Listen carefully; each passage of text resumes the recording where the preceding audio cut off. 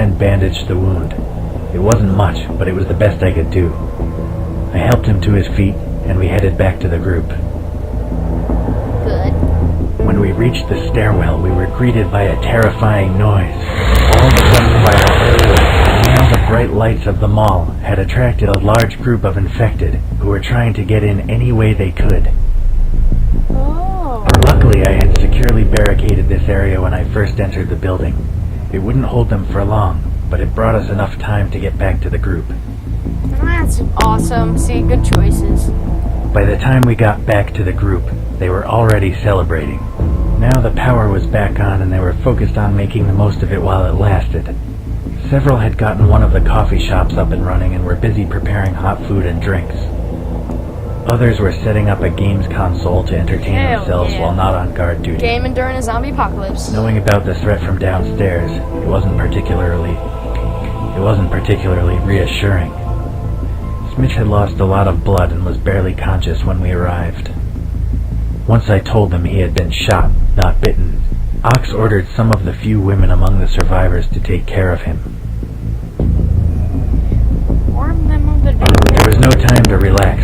The infected would be inside very soon, and if we weren't prepared, we'd be overrun in minutes. Before I could even finish explaining the situation, Ox was barking orders at his men, getting them into the best position to deal with the threat. They were only just in time.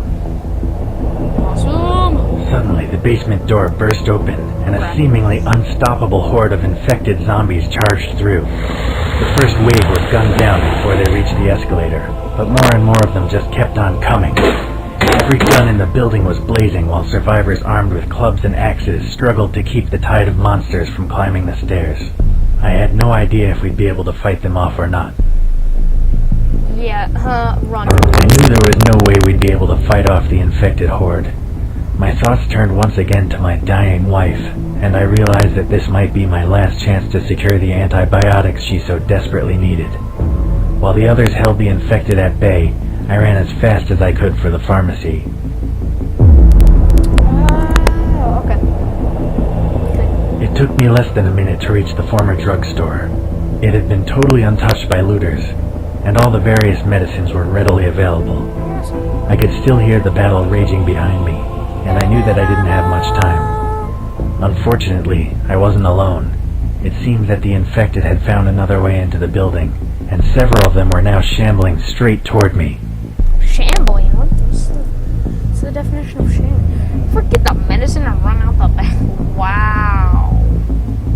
I sprang immediately into action, jumping up to grab the bottom of the heavy iron shutters and pulling them down before the infected could get inside. I was only just in time. Had I have taken just one more second to lock them in place, I would have been devoured for sure. Now that I had the luxury of time, I thoroughly searched the pharmacy for the antibiotics I needed. I filled my backpack with as much of the stuff as I could, and then made my way out of the shop through the back door. Awesome! I found myself in some sort of staff-only area that would normally have been off-limits to the general public. There were corridors leading to various offices and storage areas behind the back of the shops, but I had no time for sightseeing. I followed the signs and headed straight for the stairs. As I turned a corner, I heard a scream and the sounds of a struggle. One of the female survivors had also tried to make an escape, but had been ambushed by one of the infected. She had dropped her pistol and was now struggling to keep the monster from biting her. Shoot them both. There was no way I could get a clean shot at the zombie, and even if I could, she had probably been infected already. I shot them both and then carried onto the stairs. That's good. I can't take the risk, guys. As I reached the stairwell, I became all too aware that the sound of gunfire, a constant companion for the last few minutes, had suddenly stopped. Had the survivors fought off the infected, or had they all been wiped out? I had no way of knowing either way. I don't know, whatever. I wasn't going to risk heading back to the group. In my heart, I knew they were all dead, and either way I needed to get home to save my wife. I ran up the stairs, out of the fire escape, and onto the roof. Good. I stepped out into the open air and breathed a sigh of relief.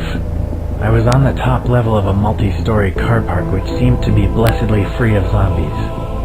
There were also plenty of parked cars in relatively good condition, perfect for a swift and safe ride home. I suddenly noticed movement out of the corner of my eye. I span round and took aim, expecting it to be one of the infected. To my relief and surprise, it was a handful of survivors who had managed to escape the carnage downstairs.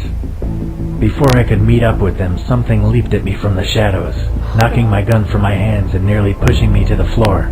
I regained my balance just in time to defend myself from the creature's next assault.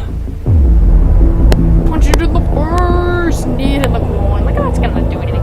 Rabbit snake push. The zombie ran forward. I grabbed it by the neck with both hands. Realizing he'd be unable to bite me, I pushed him back with all my might, forcing him toward the railings. It took every ounce of strength that I had remaining, but I managed to shove the infected bastard over the edge. A few seconds later, I heard a sickening splat as his body hit the ground. Nice. Now that the immediate danger had been dealt with, I had to decide how best to get back to the ground floor. As I picked up my gun, I took another look around. There were plenty of parked cars that I could steal, and the other survivors had already begun hot-wiring an SUV. I smashed the back window on one of the healthier-looking cars and crawled inside. Luckily, the previous owner had left a set of keys hidden in the glove compartment, so I was easily able to turn off the alarm and get the car moving. As I swiftly drove down through the car park, I realized just how fortunate I had been. The place was crawling with infected, and there was no way I could have escaped on foot. Victory. Da-na-na-na. I sped out of the car park, breaking through the wooden barrier and skidding out onto the main road. I chose the most direct route I could think of, back toward the compound, and drove as fast as I could. I didn't get far, though. Not more than 2 blocks down the street, I came across the remains of a serious traffic accident. Several vehicles blockaded the road. Superman. It was risky, but I had to clear a path somehow. I jumped out of the car and began to push the other vehicles out of the way. Luckily, the previous owners had not bothered to put the brakes on before abandoning their vehicles, so it was relatively easy to roll them out of the way. Once I had cleared a path, I jumped back inside and drove off. Awesome. Wow, I thought I'd get attacked. As I looked down the road ahead of me, I realized that making my escape might not be as easy as I first thought. A huge mob of infected assembled on the street ahead. I wasn't going to risk driving through a ravenous horde of the infected Okay, guys, I'm unnecessarily. gonna skip the rest because turned- I really need to get the video over. Okay, so basically the car broke down. I knew I had no hope of fixing them. So I walked the rest of the way, and then After a long and terrifying walk through the gloom of twilight, Thanks for watching, I guys. finally Subscribe arrived and like back the at video my if you liked it. father-in-law's compound. I was mentally and physically exhausted, and wanted nothing more than to crawl in bed, cuddle up to my wife, and fall into a deep sleep. I was expecting a far warmer welcome than I received. Despite my heroic efforts on their behalf, the guards wisely insisted that I prove I hadn't been bitten before being allowed in.